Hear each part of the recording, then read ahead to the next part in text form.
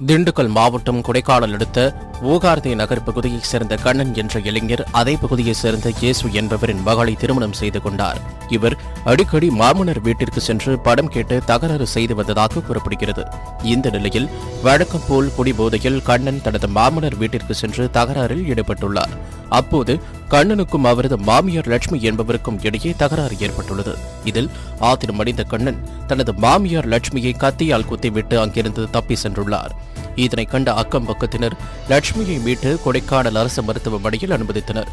மேலும் இந்த சம்பவம் தொடர்பாக வழக்கு பதிவு செய்த கொடைக்கானல் காவல்துறையினர் தப்பி ஓடிய கண்ணனை தேடி வருகின்றனர். திருவள்ளூர் மாவட்டம் பூவிருந்தவள்ளி அடுத்த கோலப்பஞ்சேரி ஊராட்சியில் உள்ள அரசு ஆதி திராவிடர் பள்ளியில் 300க்கும் மேற்பட்ட மாணவ மாணவிகள் பயின்று வருகின்றனர். தற்போது கொரோனா தொற்று காரணமாக ஊரடங்கு உத்தரவு அமல்படுத்தப்பட்டுள்ளதால் இப்பள்ளியில் பயின்று வரும் ஏழை எளிய மாணவ மாணவிகளின் குடும்பத்தினர் வேலை இழந்து வருமானம் இன்றி பசியால் வாடி வருகின்றனர். இதனை கருத்தில் கொண்ட பள்ளியின் ஆசிரியர்கள் 20க்கும் மேற்பட்டோர் ஒன்றிணைந்து பள்ளியில் பயின்று வரும் 300க்கும் மேற்பட்ட ஏழை எளிய மாணவ மாணவிகளின் குடும்பங்களுக்கு 2 லட்சம் ரூபாய் மதிப்பீட்டில் அரிசி, பருப்பு, மளிகைப் பொருட்கள் மற்றும் காய்கறிகள் உள்ளிட்டவைகளை வழங்கினர். ராமநாதபுரம் மாவட்டம் ராமேஸ்வரம் மண்டபம் மற்றும் பாம்பன் உள்ளிட்ட பகுதிகளில் திடீரென இடி மின்னல் மற்றும் பலத்த காற்றுடன் மழை பெய்தது. இதனால் ராமேஸ்வரம் பகுதிகளில் மின் கம்பங்கள் மற்றும் மரங்கள் சாய்ந்து சில வீடுகள் சேதமடைந்தது. அது மட்டுமின்றி பாம்பன் வடக்கு பகுதியில் நிறுத்தி வைக்கப்பட்டிருந்த சுமார் 15க்கும் மேற்பட்ட நாட்டு படகுகள் பலத்த சூறாவளி காற்றால் ஒன்றுடன் ஒன்று மோதி சேதமடைந்தது. இதேபோல் மண்டபம் வடக்கு கடற்கரையில் நிறுத்தி வைக்கப்பட்டிருந்த 20க்கும் மேற்பட்ட விசைப்படகுகள் ஒன்றுடன் ஒன்று மோதி சேதமடைந்தது. இதனால் பல லட்சம் ரூபாய் மதிப்பிலான விசைப்படகுகள் சேதமடைந்துள்ளதாக மீனவர்கள் வேதனை தெரிவித்துள்ளனர்.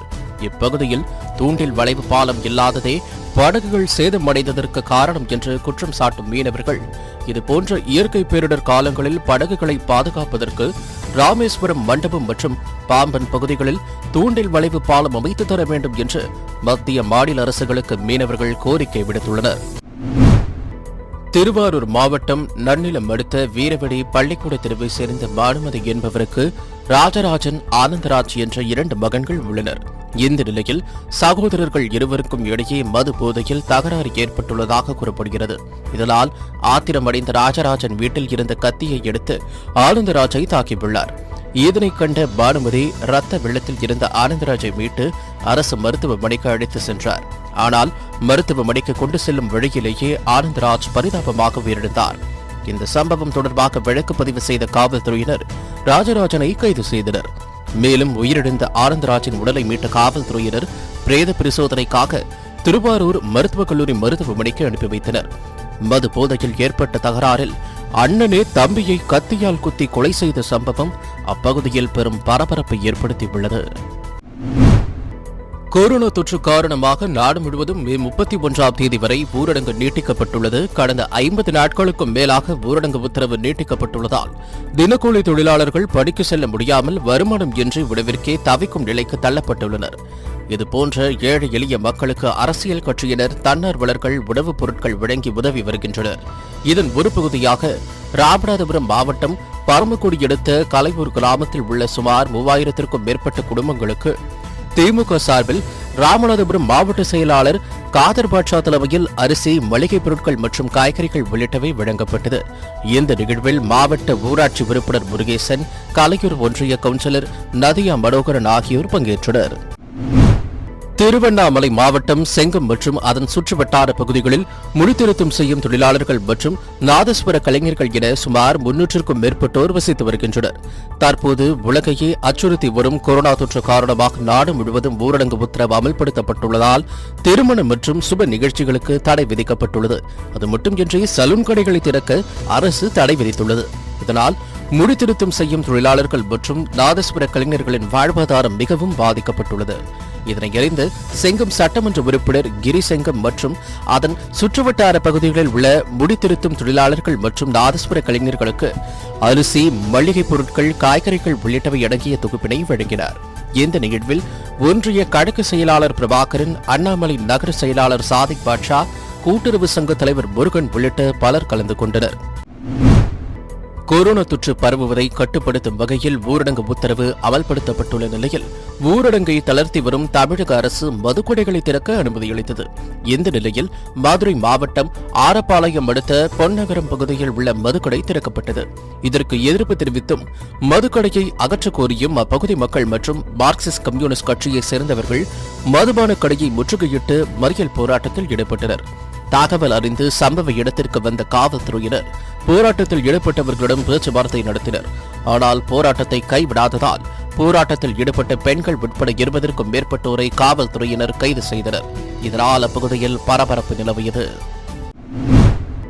தமிழகத்தில் நாளுக்கு நாள் கொரோனா தொற்றின் தாக்கம் அதிகரித்துக் கொண்டே செல்கிறது.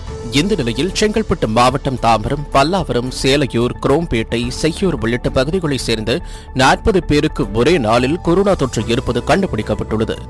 இவர்கள் அனைவரும் வெளிமாநிலம் மற்றும் கோயம்பேடு பகுதிக்கு சென்று வந்தவர்கள் என மாவட்ட நிர்வாகம் தரப்பில் தெரிவிக்கப்பட்டுள்ளது. தற்போது இவர்கள் அனைவரும் சிகிச்சைக்காக செங்கல்பட்டு அரசு தலைமை மருத்துவமனையில் உள்ள கொரோனா சிறப்பு வார்டில் அனுமதிக்கப்பட்டுள்ளனர். இதற்கிடையே செங்கல்பட்டு அரசு தலைமை மருத்துவமனையில் கொரோனா தொற்றால் 488 பேர் பாதிக்கப்பட்டு சிகிச்சை பெற்று வந்த நிலையில் கடந்த 2 நாட்களில் 191 பேர் பூரண குணமடைந்து வீடு திரும்பியுள்ளனர் என்பது குறிப்பிடத்தக்கது. திருப்பூர் மாவட்டம் கொடிக்கம்பம் பகுதியில் டாடா இண்டிகா வங்கியின் ஏடிஎம் மையம் உள்ளது. இந்த ஏடிஎம் மையத்தில் நுழைந்த மர்ம நபர்கள் ஏடிஎம் எந்திரத்தை உடைத்து பணத்தை கொள்ளையடிக்க முயற்சி செய்துள்ளனர். ஆனால் எந்திரத்தை உடைக்க முடியாத காரணத்தால் கொள்ளையர்கள் அங்கிருந்து தப்பி சென்று விட்டனர். ஏடிஎம் எந்திரம் உடைக்கப்பட்டு இருப்பதைக் கண்டு அதிர்ச்சியடைந்த அக்கம்பக்கத்தினர் இது குறித்து திருப்பூர் வடக்கு காவல்துறையினருக்கு தகவல் அளித்தனர். தகவலின் பெயரில் சம்பவ இடத்திற்கு வந்த காவல்துறையினர் கைரேகை நிபுணர்கள் உதவியுடன் தடயங்களை சேகரித்தனர்.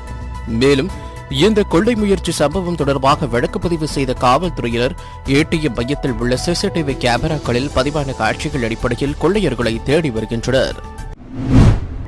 தமிழகத்தில் நாளுக்கு நாள் கொரோனா தொற்றின் தாக்கம் அதிகரித்துக் கொண்டே செல்கிறது. இந்த நிலையில் கரூர் மாவட்டத்தில் ஒரே நாளில் ஒரு பெண் உட்பட 7 பேருக்கு கொரோனா தொற்று இருப்பது உறுதி செய்யப்பட்டுள்ளது. கரூர் மாவட்டத்தில் ஏற்கனவே 56 பேருக்கு தொற்று உறுதி செய்யப்பட்டுள்ள நிலையில் கடந்த 2 நாட்களில் மேலும் 23 பேருக்கு கொரோனா தொற்று இருப்பது கண்டறியப்பட்டுள்ளது. இதனைத் தொடர்ந்து அவர்களை கரூர் அரசு மருத்துவக் கல்லூரி மருத்துவமனையில் உள்ள கொரோனா வார்டில் தனிமைப்படுத்திய சுகாதாரத்துறையினர் மற்றும் மருத்துவர்கள் அவர்களுக்கு தீவிர சிகிச்சை அளித்து வருகின்றனர். கரூர் மாவட்டத்தில் கொரோனாவால் பாதிக்கப்பட்டவர்களின் எண்ணிக்கை 72ஆக உயர்ந்துள்ளதால் ஆரஞ்சு மண்டலமாக இருந்த கரூர் மாவட்டம் தற்போது சிகப்பு மண்டலமாக உருவாகியுள்ளது. இதற்கிடையே கரூர் மாவட்டத்தில் கொரோனா தொற்றால் பாதிக்கப்பட்டு சிகிச்சை பெற்று வந்த 45 பேர் பூரண குணமடைந்து வீடு திரும்பி உள்ளனர் குறிப்பிடத்தக்கது. உலகையே அச்சுறுத்தி வரும் கொரோனா தொற்று பரவுவதை கட்டுப்படுத்தும் நோக்கில் நாடு முழுவதும் மே 31ஆம் தேதி வரை ஊரடங்கு உத்தரவு நீட்டிக்கப்பட்டுள்ளது. கடந்த 50 நாட்களுக்கும் மேலாக நீட்டித்து வரும் இந்த ஊரடங்கால் அன்றாட கூலி தொழிலாளர்கள் பணிக்கு செல்ல முடியாமல் வருமானம் இன்றி உணவிற்கே தவிக்கும் நிலைக்கு தள்ளப்பட்டுள்ளனர். இதுபோன்ற ஏழை எளிய மக்களுக்கு அரசியல் கட்சியினர் மற்றும் தன்னார்வலர்கள் உணவுப் பொருட்கள் வழங்கி உதவி வருகின்றனர். இதன் ஒரு பகுதியாக திருவாரூர் மாவட்டம் மன்னார்குடி 31வது வார்டு பகுதியில் உள்ள 500க்கும் மேற்பட்ட குடும்பங்களுக்கு திமுகவின் ஒன்றிணைவோம் வா என்ற திட்டத்தின் கீழ் ஹாஜா கிரீன் சிட்டி சார்பில் அரிசி, மளிகை பொருட்கள், காய்கறிகள் உள்ளிட்டவை அடங்கிய அத்தியாவசிய பொருட்கள் வழங்கப்பட்டது. இந்த நிகழ்வில் மன்னார்குடி சட்டமன்ற உறுப்பினர் ராஜா பங்கேற்று பொதுமக்களுக்கு நிவாரண தொகுப்பை வழங்கினார்.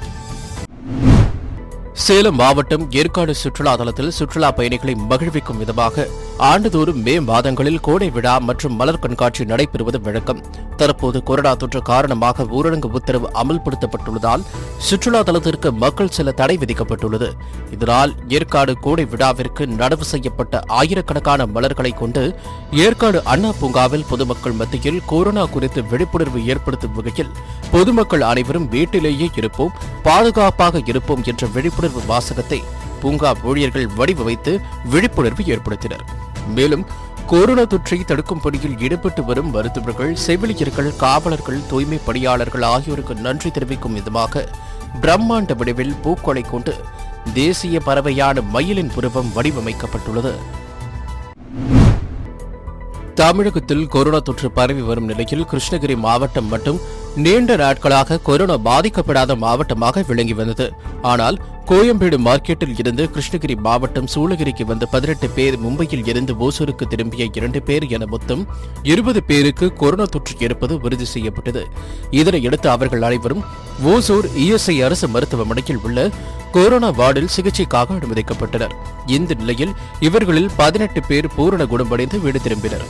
இந்த 18 பேருக்கும் கிருஷ்ணகிரி மாவட்ட நிர்வாகத்தின் சார்பில் 15 நாட்களுக்கு தேவையான கபசுர குடிநீர், விட்டமின் மாத்திரைகள், காய்கறிகள், பழ வகைகள் உள்ளிட்டவை வழங்கப்பட்டது.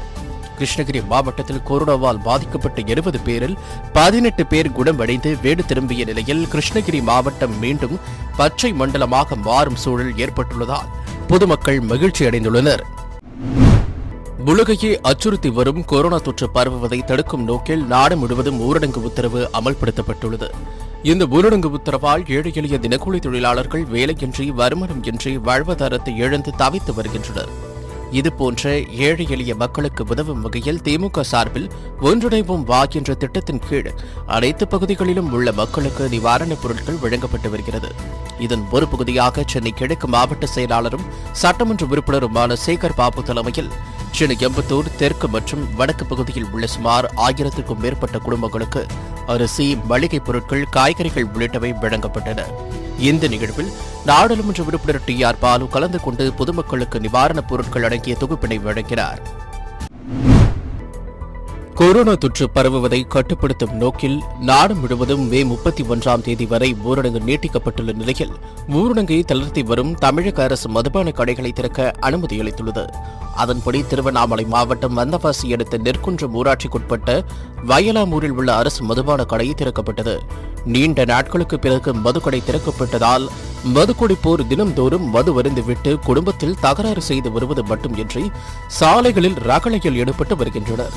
எனவே பொதுமக்களுக்கு தொந்தரவை ஏற்படுத்தும் எந்த மதுபான கடையை அகற்றக் கோரி வயலாமூர் வீராமனூர் சாலையில் 100க்கும் மேற்பட்ட பெண்கள் உட்பட 200க்கும் மேற்பட்டோர் சாலை மறியல் போராட்டத்தில் ஈடுபட்டனர். கொரோனா தொற்றில் இருந்து பொதுமக்கள் தங்களை தற்காத்துக் கொள்ளும் வகையில் மத்திய, மாநில அரசுகள் பல்வேறு முன்னெச்சரிக்கை நடவடிக்கைகளை மேற்கொண்டு வருகிறது. மேலும் பொதுமக்கள் அனைவரும் சமூக விலகலை கடைபிடிக்க வேண்டும் என்றும் முகக்கவசம் கட்டாயம் அணிய வேண்டும் என்றும் மத்திய, மாநில அரசுகள் அறிவுறுத்தி வருகிறது. இந்த நிலையில் வாய்ப்பேச இயலாத மற்றும் காது கேளாதவர்களுக்கு பிரத்யேக முகக்கவசம் சேலம் மாவட்டத்தில் அறிமுகப்படுத்தப்பட்டுள்ளது. வாய்ப்பேச இயலாதவர்கள் மற்றும் காது கேளாதோர் தங்கள் தேவைகளை எளிதில் புரிந்து கொள்ளும் வகையில் பிரத்யேகமாக வடிவமைக்கப்பட்டுள்ள இந்த முகக்கவசங்கள் சேலம் மாவட்ட ஆட்சியர் ராமன் அறிமுகப்படுத்தினார். இந்த பிரத்யேக முகக்கவசங்கள் சேலம் மாவட்டத்தில் உள்ள 800 மாற்றுத்திறனாளிகளுக்கும் அவர்களது குடும்பத்தினருக்கும் வழங்கப்படுவதாக மாற்றுத்திறனாளிகள் நலத்துறை அலுவலர் ஸ்ரீராம் தெரிவித்தார்.